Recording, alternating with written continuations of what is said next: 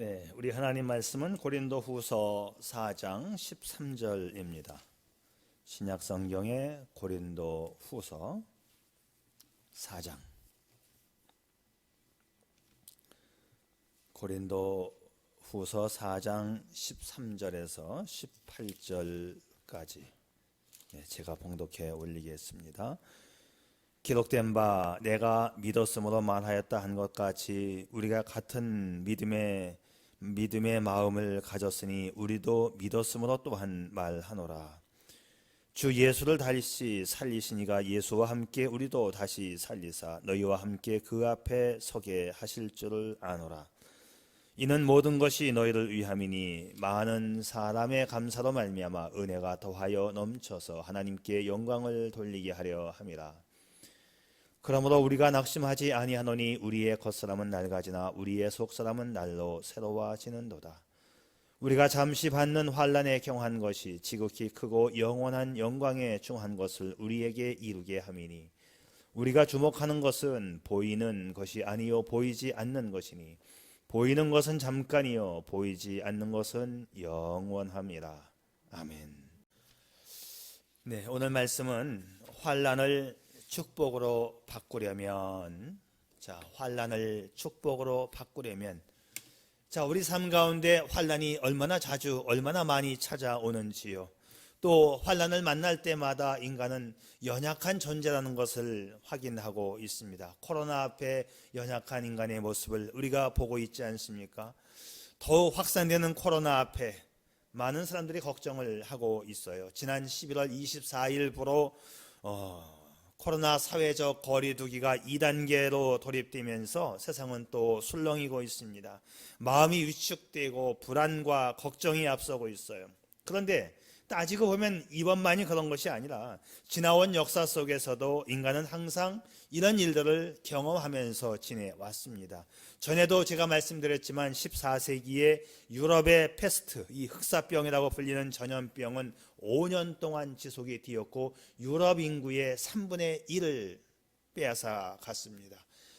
한 식구 중에 죽지 않은 식구가 없을 만큼 그렇게 3분의 1을 죽음으로 몰고 갔지요. 그 외에도 지구촌 전역에서는 작은 지진과 해일, 홍수 등으로 많은 인명피해를 냈고 그때마다 인간들은 불안에 떨었습니다. 그것뿐인가요? 끊임없는 작은 국지적인 전쟁은 계속되어 왔고 전쟁이 없는 때는 한 번도 없었다고 말할 만큼, 그러다가 세계 1차, 2차 대전을 겪으면서 온 인류는 정말 공포에 떨었습니다. 전쟁이 이렇게 무섭구나. 그리고 인간은 이렇게 악하구나. 앞으로 인간은 어떻게 살아가야 할까? 2차 대전을 겪으면서 인간들은 정말 많은 회의에 빠졌지요. 지금은 어떻습니까? 여러분, 지금은 평화로운 듯 보입니까? 여러분, 절대 평화롭지 않습니다. 이미 만들어진 핵무기는 인류 최대의 골칫거리입니다. 이거 사용해서도 안 되지요. 사용하면 그때는 끝장입니다. 그렇다고 만들어 놓은 이 핵무기 폐기 처분도 안 되는 거예요. 이거는 폐기 처분을 하면 버려진 그곳이 또 오염이 되어서 인류의 재앙이 됩니다. 일본은 그 찌꺼기 물 때문에 지금 고민을 앓고 있고 아마도 그 사람들 처분을 못해서 바다에 슬슬 흘려버리지 않을까 온 세계가 염려하고 있는 거 아닙니까? 그만큼 핵무기가 무서운 거예요. 이거는 한번 만들면 폐기도 안 되고 한번 만들 이 핵무기는 그냥 보관을 하고 있어야 돼요. 이 보관도 어려운 거죠. 실수로 잘못 보관하면 그 지역이 또 문제가 되는 거고. 그런데 김정은이가 이걸 만들려고 하고 있고 그걸 눈 감아 준다면 이건 정부도 아닙니다. 이건 문제입니다. 그래서 온 세계가 이제는 만들지 말자는 거예요. 이제는 만들지 말자. 이건 한번 만들면 없앨 수도 없고 보통 문제가 아니죠. 이건 애물단지 핵무기는 아마도 언젠가는 인류가 전멸하는 재앙의 수단이 될 겁니다. 이런 끊임없는 불안적인 요소 때문에 인간은 얼마나 공포에 떨어야 합니까? 이런 일련의 사건들은 계속되어 왔고 이런 사건들 속에서 인간은 가슴앓이 불안 속에서 살아왔었습니다.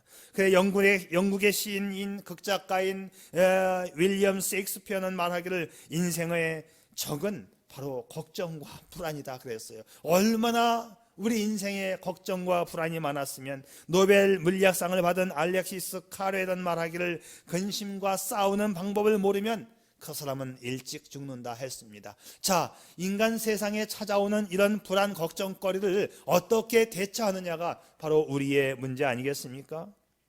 자, 인간의 삶 자체가 끊임없는 불안의 삶이란 것을 세상은 말해주고 있고 또 성경도 그것을 말해주고 있습니다.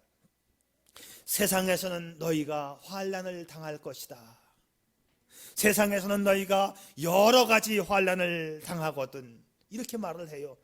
한 가지의 환난이 아니고 여러 가지의 환난이 우리 가운데 찾아올 거라고 성경은 말씀하고 있어요.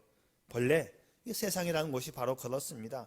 불안 속에, 염려 속에 살아가는 것이 당연해요. 자, 오늘 성경 말씀은 뭐라고 말합니까? 고린도 교회에 주시는 말씀인데요, 사방으로 우겨쌈을 당하고 답답한 일을 당하고 박해를 받고 거꾸러뜨림을 당하고 예수님 가신 죽음의 길을 내가 몸소 당해야 한다고 성경은 말씀하고 있습니다.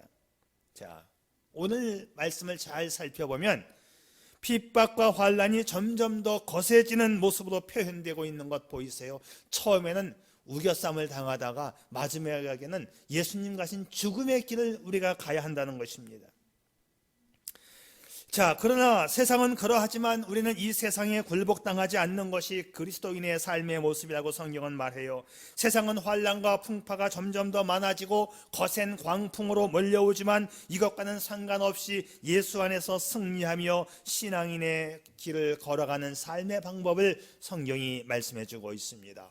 지금 우리는 코로나의 장벽에 둘러싸여 있습니다. 더 많은 확진자로 우겨쌈을 당하고 있을 것입니다. 자, 어쩌면 이것으로 인해서 내가 거꾸러뜨림을 당할지도 모릅니다. 이건 부인할 수 없는 사실입니다. 그러면 어떻게 살아야 합니까?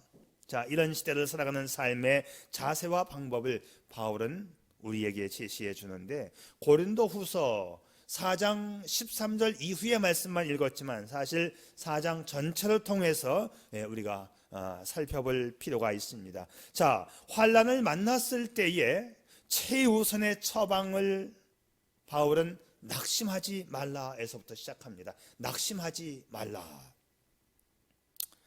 많은 사람들이 환난을 당하면 낙심부터 하는데, 낙심하면 일단 진 겁니다. 사도 바울은 낙심하지 말라는 말씀을 계속해서 선포하는데 4장이 시작하는 1절에서부터 말해요. 우리가 이 직분을 받아 긍휼하심을 입은 대로 낙심하지 아니하고, 8절 답답한 일을 당하여도 낙심하지 아니하고, 16절 우리가 낙심하지 아니하노니 우리의 겉사람은 낡아지나 우리의 속사람은 날로 새로워지는도다. 여러분, 사도 바울이 우선적으로 전하려는 말씀의 의도가 무엇인지 아시겠지요? 너희가 환난을 당하느냐? 우선 낙심하지 말라. 바울의 계속되는 논지를 들어보겠습니다. 그래, 우리는 약한 육신을 가지고 있어. 쉽게 병들고 깨지고 상처를 입을 수밖에 없는 것이 우리의 육신이야. 하지만 우리는 우리를 보호해 주시는 능력의 주님을 갖고 있지 않느냐? 이것이 바울의 논지입니다. 능력의 주님이 네 안에 계시기 때문에 낙심할 이유가 없다는 것이지요. 그 이유 7절 말씀, 우리가 이 보배를 질그릇에 가졌으니 이는 심히 큰 능력은 하나님께 있고 우리에게 있지 아니함을 알게 하려 함이라. 세상은 계속해서 우리를 환난과 핍박 속으로 몰아넣습니다.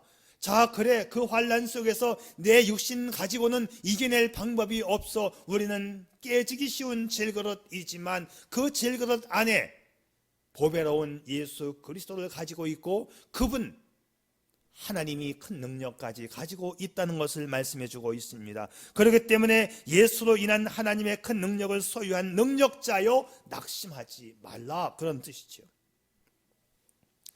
1930년대에 이 미국도 심각한 대공황을 겪었습니다. 그러니까 지금 이제 80세, 90세 이상 되신 분들이 미국의 공황을 겪었는데, 미국이 잘 살지만 30년대에 태어나신 분들, 그때 살았던 어르신들 이야기는 심각했다고 이야기를 해요. 먹을 게 없어서 혁대를 삶아서 혁대가 가죽이잖아요. 그 국물을 빨아먹었던 적이 있었다. 그렇게까지 이야기를 하더라고요. 그때 어느 날 클레어린스 목사님이 공장이 밀집된 지역의 한 흑인 교회를 방문해서 설교를 하게 되었는데, 그 지역은 극빈자가 60% 이상을 달했고 거의 모두가 다 실직을 당했고, 그런데도 주일날 교회에 빼곡히 모여서 찬송을 부르는데 그 찬송이 얼마나 힘차고 희망이 넘치는지, 그리고 그들 성도들 얼굴 속에서는 도무지 낙심의 빛을 찾을 수가 없었다는 거예요. 그래서 목사님이 설교를 하는 중에 성도들에게 물었답니다. 지금은 경제 대공황입니다. 도무지 희망이 보이지 않습니다. 먹을 것이 없습니다. 여러분 굶지 않고 있습니까? 그런데 무엇이 즐거워서 그렇게 힘차게 찬송을 부릅니까? 그랬더니 한 성도가 자리에서 벌떡 일어나 밝은 표정으로 대답을 합니다. 우리는 지금 예수 그리스도를 찬양하고 있습니다. 예수 그리스도가 우리 곁에 계시기 때문에 우리에게는 최고의 희망이 아닌가요?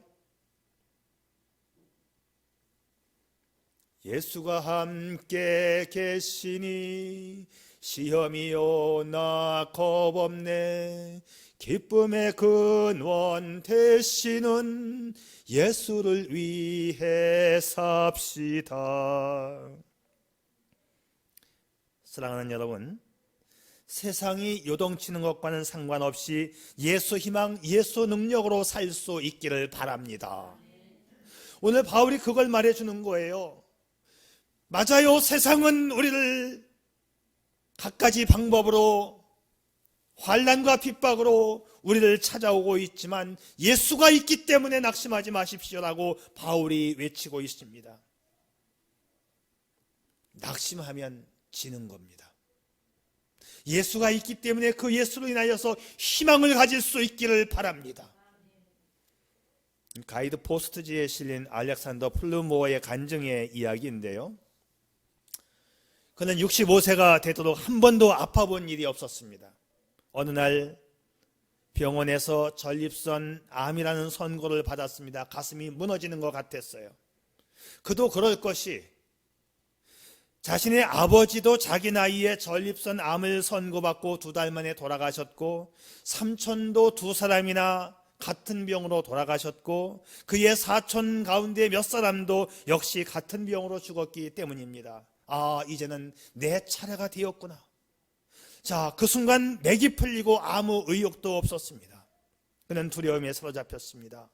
낙심하여 운동도 사업도 다 정리하고 사람조차 만나지 않고 음식도 먹지 않고 깊은 우울증과 두려움에 빠졌어요.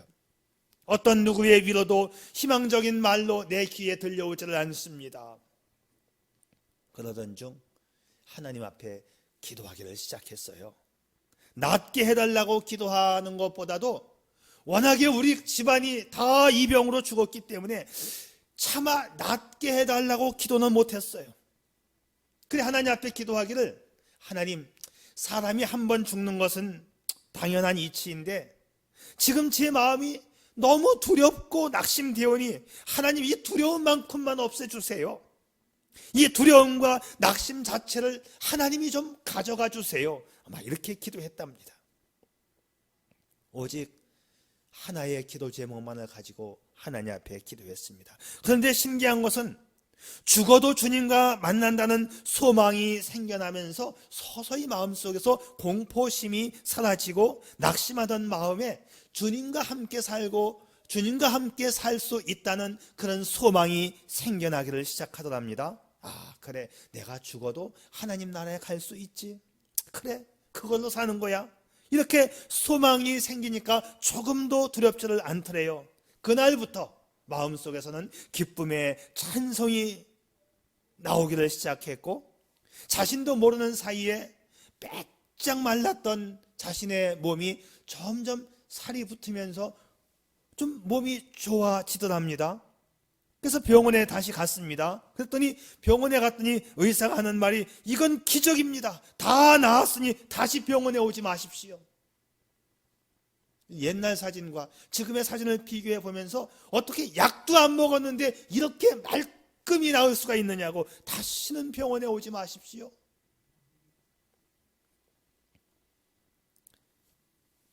여러분, 환난을 만났을 때에 낙심하면 지는 겁니다. 오늘 바울은 4장 전체를 통해서 3번이나 낙심하지 마세요, 낙심하지 마세요, 낙심하지 마세요. 18절 안에 낙심하지 말라는 구절이 3번 들어가 있습니다. 우리가 낙심하지 아니하노니 우리의 겉사람은 낡아지나 우리의 속사람은 날로 새로워지는도다. 아멘. 여러분, 세상으로 인하여 움츠러들고 낙심하지 않기를 바랍니다. 코로나가 육신적으로 위협은 될 수 있지만 내 안에 예수가 계시고 하나님의 능력이 나를 감싸고 있음을 늘 기억할 수 있기를 바랍니다. 때문에 믿음이 움츠러들고 두려움에 떨고 낙심하면 지는 겁니다. 그것을 인해서, 그 믿음을 인해서 우리는 이겨나가는 것이지요. 내 안에 계신 보배로운 예수와 하나님의 능력으로 세상을 이길 수 있기를 축복합니다. 두 번째, 바울은 이렇게 말을 해요. 낙심하지 말라. 두 번째는 환난 중에 믿음을 가져라. 우리의 삶에 환난의 모진 풍파가 몰아칠 수 있습니다. 아까도 보았지만 8절부터 시작된 환난의 모진 풍파에 대한 이야기는 12절까지 계속돼요. 다시 보면 사방으로 우겨쌈을 당하고 답답한 일을 당하고 박해를 받고 거꾸러뜨림을 당하고 예수님 가신 죽음의 길을 내가 몸소 당해야 한다고 말씀하고 있습니다. 이렇게 죽음으로까지 몰아넣는 환난이 닥쳐온다 할지라도 너희와 우리는 같은 믿음을 가졌지 않느냐? 이 믿음이 우리에게 생명을 주고 우리를 살리는 거야. 자, 바울은 이럴 때일수록 더욱 믿음을 가지라는 것입니다. 내가 믿음으로, 내가 믿었음으로 말하였다 한 것 같이 우리가 같은 믿음의 마음을 가졌으니 우리도 믿었음으로 또한 말하느니라. 13절 말씀을 보면 한 구절 속에 믿음이라는 단어가 또 3번 나옵니다. 너와 우리가 같은 믿음을 가졌다. 우리가 믿지 않는다면 말할 필요도 없다. 세상이 우리를 쪼여오고 압박해 온다고 우리는 믿음을 가졌지 않느냐? 이것이 바울의 권면입니다. 믿음 정말 중요한 것입니다. 사도 바울의 심정이 느껴지나요? 그래, 원래 세상은 그런 거야. 그런데 우리가 믿음마저 없으면 어찌 되겠니?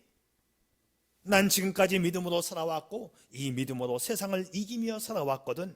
그래서 내가 믿음에 대하여 말하는 거야. 내가 믿었음으로 말하였다 한 것 같이 우리가 같은 믿음의 마음을 가졌으니 우리도 믿었음으로 또한 말하느니라. 여러분, 코로나가 온다고 믿음 버리고 세상으로 숨어버리면 우리가 얻을 것은 아무것도 없습니다. 믿음이 없으면 지는 겁니다. 유럽의 패스트가 창궐할 때에도 교회는 말했습니다. 폭발적으로 일어나는 전염의 지역에서는 피하십시오. 그러나 믿음은 가져야 합니다. 교회는 나오십시오. 이사를 갈 망정 교회마저 떠날 수는 없습니다. 라고 말했던 것입니다. 믿음은 세상을 이기는 능력입니다. 성경이 많은 구절에서 말씀하고 있지요. 세상을 이기는 승리는 이것이니 우리의 믿음이니라. 세상에서는 너희가 환난을 당하나 담대하라. 내가 세상을 이기었노라. 믿음으로 이기는 것입니다. 주님은 세상을 이기셨습니다. 여러분, 믿음으로 세상을 이길 수 있기를 바랍니다. 그래서 우리는 힘든 세상을 살아가면서도 낙심하지 아니하며 그리고 믿음을 가지고 다시 세상을 이기며 살아가는 것입니다. 이게 믿음이에요. 여러분, 오뚜기 아시죠? 오뚜기는 주변의 상황과 상태와는 전혀 무관하게 일관성 있게 또 일어서고 또 일어섭니다. 무슨 일을 만나도 오뚜기는 계속 일어섭니다. 집어 던져도 발로 차도 집어서 까꾸를 세워도 오뚜기는 다시 일어섭니다. 왜? 오뚜기 밑에는 항상 균형을 잡아주는 중심추가 있어요. 그 중심추의 영향으로 외부의 어떤 영향에도 어떤 환난과 풍파에도 아랑곳하지 않고 오뚜기는 다시 일어섭니다. 물론 뒤뚱거리기는 하지요. 흔들거리기는 합니다. 그러나 결국은 다시 일어서서 승리하는 것이 오뚜기입니다. 우리 그리스도인들의 삶을 중심 잡아주는 그 힘은 다름 아닌 믿음이지요. 믿음으로 사는 사람은 주님이 내 중심을 잡아주시기 때문에 환난이 닥쳐도 그 믿음으로 주님이 잡아주시는 중심의 힘으로 일어설 수 있습니다. 그런데 믿음이 없으면 우리 주님이 내 중심 잡아주시지 않습니다. 그냥 넘어지는 거예요. 내 혼자 버텨보려고 하지만 불가능입니다. 사랑하는 성도 여러분, 믿음으로 세상을 이기고 다시 일어설 수 있기를 바랍니다. 여러분, 믿음에서만큼은 퇴보하지 않기를 바랍니다. 이것 때문에 요즘에 많이 나오는 말들 가운데 하나가 방콕입니다. 방에 콕 박혀 있어야 됩니다 라는 말이 유행을 하고 있어요. 맞아요. 쓸데없이 돌아다닐 이유는 없습니다. 그러나 믿음만큼은 지킬 수 있기를 바랍니다. 예배만큼은 지킬 수 있기를 바랍니다. 마지막으로 바울은 또 이렇게 말을 합니다. 환난 중에 감사로 하나님께 영광을 돌리라. 자, 낙심하지 말고 믿음을 가지라고 권면했던 바울이 이어서 감사로 영광을 돌리라고 말합니다. 아주 지당한 말 아닙니까? 믿음을 가졌다면 그 믿음은 행동으로 본을 보여주어야 돼요. 믿음을 가졌다면 그 믿음은 실천하는 믿음이어야 합니다. 실천하는 믿음은 감사와 하나님 앞에 영광을 돌리는 것이고, 실천하는 믿음에는 반드시 감사의 열매가 열리게끔 되어 있어요. 성경이 믿음을 강조할 때마다 행함을 강조합니다. 행함의 믿음이 곧 감사와 영광인 것입니다. 그러니까 코로나 속에서도 감사하는 믿음이 진짜 참 믿음이 되는 것이죠. 초대교회 성도들의 믿음이 위대했던 점은 세상이 그들을 추격해 올 때 그들은 세상을 향하여 나아갔어요. 그때부터 안디옥의 교회가 생기고 안디옥 교회가 부흥을 하면서 성령의 역사가 다시 일어났던 것이지요. 살아있는 믿음은 반드시 행위가 동반되어야 하는데 행함의 믿음에는 감사의 열매가 맺혀지는 것입니다. 코로나 시기에 더욱 하나님께 감사할 것을 찾으시기를 바랍니다. 우선 저는 우리 반석교회에 확진자가 한 명도 나오지 않은 것에 대해서 얼마나 감사한지요. 감사하면 더욱 은혜가 넘치고 하나님께 더욱 영광을 돌리게 되는 거예요. 바울이 최종적으로 말하는 것은 낙심하지 말라, 믿음을 가져라. 믿음을 가졌으면 그 믿음의 행위인 감사의 열매를 찾아보아라. 바로 감사하면서 하나님 앞에 영광은 계속 돌려야 한다. 오늘 15절 말씀이 이 사실을 명백하게 말씀해 주고 있는데요. 이 모든 것이 너희를 위함이니 많은 사람의 감사로 말미암아 은혜가 더하여 넘쳐서 하나님께 영광을 돌리게 하려 함이라. 감사를 하게 되면 은혜가 더 넘치게 되고 그 넘치는 은혜로 하나님 앞에 영광을 올리게 된다. 이 말씀 잘 보세요. 감사로 말미암아 은혜가 넘치고 그로 인해서 하나님 앞에 영광을 돌린다. 이것이 그리스도인의 삶입니다. 그래서 성도의 삶은 항상 감사이지요. 범사의 감사가 바로 여기서 나오는 것입니다.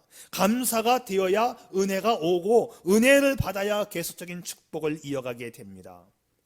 그래서 지난 추수감사 주일에 온 교우가 감사하는 마음을 가져보았으면 하는 그런 마음에서 여기 강단을 장식하고 감사 예물을 드리며 하나님 앞에 감사 예배를 우리가 드렸던 거지요. 감사함으로 하나님께 예물 드림은 결코 손해가 아닙니다. 감사의 삶에 대한 우리 주님은 은혜로 우리를 축복하시는 거예요. 하나님께 감사드림을 억지로 하거나 인색함으로 하거나 불평으로 하지 않기를 바랍니다. 주신 분도 하나님이시고 빼앗아 가시는 분도 하나님이십니다. 하나님께 뺏기지 않고 더 많은 것으로 감사해서 큰 복을 누리려면 우리 마음속에서 환난 중에도 하나님 앞에 감사하고 하나님 앞에 영광을 돌려야 된다. 바울이 이걸 말씀해 주고 있는 것입니다.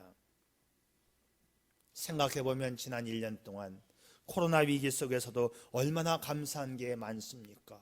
여러분, 감사의 제목을 찾아볼 수 있기를 바랍니다. 그리고 날마다 감사할 수 있기를 바랍니다. 지난 주간 우리 교회는 예결산위원회로 모였어요. 결론은 또 감사 아니겠습니까? 지난 해에 비해서 예산을 과하게 잡았는데 다 채워졌다는 것입니다. 올해 코로나로 인해서 모든 교회들이 어려움을 겪습니다. 특별히 우리 한국의 대형 교회들은 굉장히 지금 어려움을 겪고 있어요. 큰 교회 나오시는 분들의 80%가 교회를 안 나오고 있어요. 지금 여의도 순복음교회는 지금 재정난에 건물 일부를 매각하려고 해요. 건물 매각한다고 될 문제가 아닙니다. 수천 명에 달하는 그 직원들 사례비를 어떻게 감당해요? 보통 문제가 아니에요. 여의도 순복음교회는 우리 교단이 아니니까 제가 누구를 통해서 듣고 인터넷을 통해서 듣는 거예요. 인터넷에 매각한다고 나와 있어요. 근데 우리 교단의 큰 교회, 사랑의 교회, 사랑의 교회는 우리 동료들이 거기에서 부목사하고 있고 거기 많이 관련되어 있으니까 정확한 소식을 들을 수가 있잖아요. 사랑의 교회, 우리 지금 예배 인원이 20%나 될까? 이게 우리 동료들의 목사님들의 이야기예요. 20%나 될까? 보통 문제가 아니죠.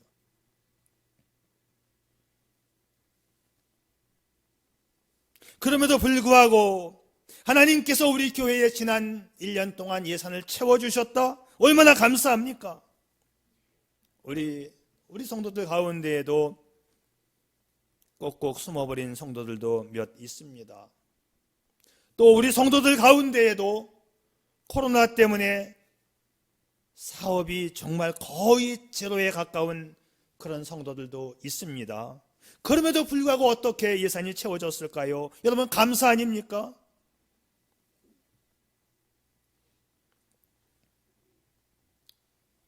하나님께서는 우리 교회의 성도들의 삶을 귀하게 보시고 축복하신 것이 틀림없습니다. 생각해 보세요. 더 전도되어지지도 않았습니다. 오히려 노현진 성도의 가정은 이사를 갔습니다. 코로나로 인해서 교회 출석 못하는 가정이 몇 가정 있습니다. 어떻게 우리 교회를 하나님께서 채워주셨을까요? 은혜이고 축복입니다. 제가 어제 꼼꼼히 1년 동안의 재정부 장부를 좀 살펴보았어요. 이 확인하는 과정에서 헌금이 더 많이 늘어난 가정들이 있어요. 특별히 우리 김병로 집사님이 11조를 과거에 비해서 월등히 많이 했어요. 100% 올랐어요. 헌금 11조가. 더블로 더 많이 했어요. 많은 성도님들이 11조에 동참하고 감성에 동참하고 충실히 한 것이 한 해에 우리 반석교회의 재정을 채웠다는 것이지요. 저는 목회자로서 모든 성도들의 가정을 살피면서 마음에 담고 늘 기도합니다. 그런데요, 제가 목회 현장에서 경험한 분명한 사실은 하나님께 풍성하게 감사하면 하나님은 축복하신다는 사실을 저는 확실하게 분명하게 경험하고 있습니다. 제가 목회 현장에서 분명하게 느끼는 것은 우리 이 성도가 이렇게 하는구나. 목회자 마음에 감동이 되면 하나님도 감동하시고 복을 주시는 것을 저는 경험했습니다. 우리 성도들 가운데서 바라보고 있으면 감동되는 분들이 있어요. 정말 우리 권사님, 정말 우리 집사님, 정말 목회자 마음에 감동이 됩니다. 그러면 시간이 지나다 보면 반드시 놀라운 축복으로 함께 해주시는 걸 경험을 해요. 우리 김병로 집사님이 1,000번째 헌금 드린 건 꽤 오래됐습니다. 저 위에서부터 꾸준히 했어요. 비가 오나 눈이 오나 1,000번째 헌금을. 이거 보통이 아닌데. 매주일 자녀들을 위한 감사 헌금 빼놓지 않고 하는 것에 대해서도 사실은 제가 감동을 받았어요. 특별히 은미진 집사님이 그 이쁜 글씨로다가 자녀들을 위해서 감사 헌금 드릴 때마다 성경 구절을 넣어서 헌금 드리는 거, 저는 헌금 기도하면서 우리 은 집사님이 보낸 그 헌금 봉투에 써 있는 성경 구절을 읽을 때마다 제가 얼마나 은혜가 되는지 몰라요. 제가 헌금 기도하면서 말을 만든 게 아니고 다른 집사님들 거 내가 말을 만들어서 많이 기도하지만 우리 은채 예서 기도는 써있는 그대로 있는 거예요. 제가 그대로. 예를 들면 이렇게 기도 제목 써 올립니다. 은혜 예서가 하나님의 말씀을 지혜의 근본으로 삼아 하나님의 말씀을 삶의 원리로 알고 살아가는 지혜로운 사람 되게 해주세요. 이런 식으로 기도 제목을 씁니다. 자, 오늘 기도 제목 볼까요?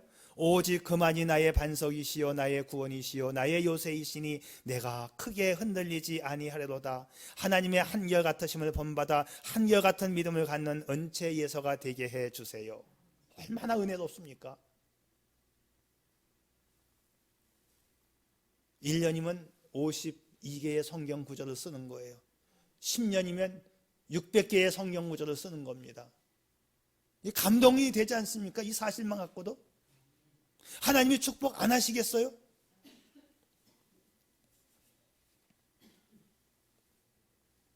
너무 김병론 집사님만 칭찬하는 것 같은데 많아요. 우리 교회 많습니다. 네? 많아요. 우리 이영숙 권사님도 지금 병준이를 위해서 계속 기도하는 겁니다. 예물을 드리면서 우리 병준이 그 옛날에 소영이를 위해서 그렇게 또 기도하더니만 우리 소영이가 시집을 잘 가서 제가 얼마나 기쁜지 몰라요. 제가 소영이 기도할 때마다 너무 감사합니다. 너무 감사합니다. 소영이 보고도 제가 직접 그랬죠. 너 이거 하나님이 인도하신 거 알아? 본인이 네 맞아요. 네 맞아요. 걔가 믿음이 좀 시원찮았잖아요. 솔직히 말해서. 소영이 볼 때마다 제가 사람 될까? 제가 믿음이 좀 살아날까? 쟤 때문에. 근데도 엄마는 계속해서 소영이를 위해서 예물 드리면서 우리 소영이를 위해서 감사헌금, 우리 소영이를 위해서 감사헌금. 하나님께서 소영이를 인도하신 것 저는 믿습니다. 감사합니다. 그뿐인가요? 많습니다. 우리 교회에. 이순자 집사님 올해의 코로나 때문에 여행업계가 정말 수입이 전무하잖아요. 관광버스 8대를 팔고 사업은 쪼그라들고, 그런데 우리 이순자 집사님 계속 11조를 또 하는 거예요. 왜 나는 소개 안 하는가? 시간이 많지 않아서 우리 성도님들의 그 감동되는 이야기를 다 말할 수가 없어요. 말 안 해도 제가 알고 있고 하나님이 알고 계십니다. 우리 교회에 저를 감동시킨 분 많이 있는데 다 소개해드리지 못해서 죄송합니다. 중요한 것은 감사입니다. 특별히 성경이 말하는 감사는 위태로운 환경 가운데에서도 감사입니다. 환난날에 더욱 감사함으로 하나님이 감동하시고 목회자가 감격해하면 감지덕지한 축복이 임할 줄 믿습니다. 코로나가 우리의 삶을 흔드는 것 사실입니다. 그러나 그것 때문에 낙심되고, 그것 때문에 믿음이 흔들리고, 그것 때문에 감사가 사라진다면 우리는 모든 것을 잃게 됩니다. 세상의 문제로 인하여 우리의 믿음이 약화되지 않기를 바랍니다. 변함없는 믿음으로 하나님께 감사하며 영광 돌리는 성도가 되시기를 바랍니다. 다시 한번 보세요. 우리 교회의 표를 보시기 바랍니다. 크신 주께 감사하며 온 마음 다해 예배하는 성도가 되시기를 축복합니다. 기도하겠습니다.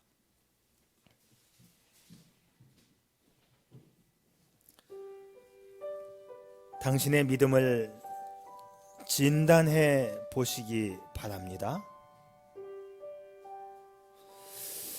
당신의 믿음은 프로입니까? 아마추어입니까? 프로와 아마추어의 차이는 어려움이 왔을 때에 알 수 있습니다. 프로는 자신이 해야 할 일에 목숨을 걸지만, 아마추어는 자신의 일에 변명을 하면서 피해갑니다.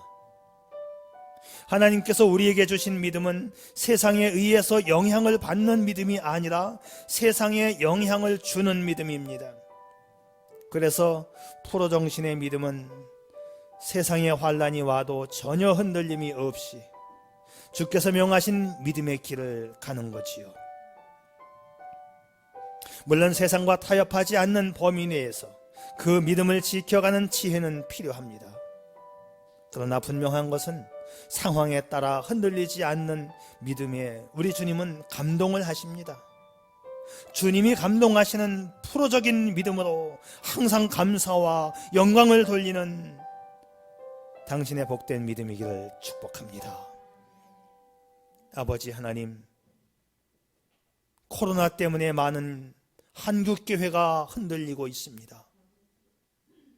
믿는다고 말을 했던 그 성도들은 다 어디에 갔는지요?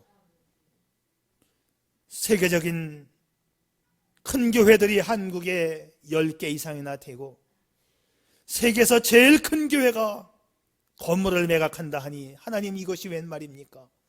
아버지, 더욱더 이럴 때일수록 믿음 지킬 수 있는 한국교회가 되게 해 주시옵소서.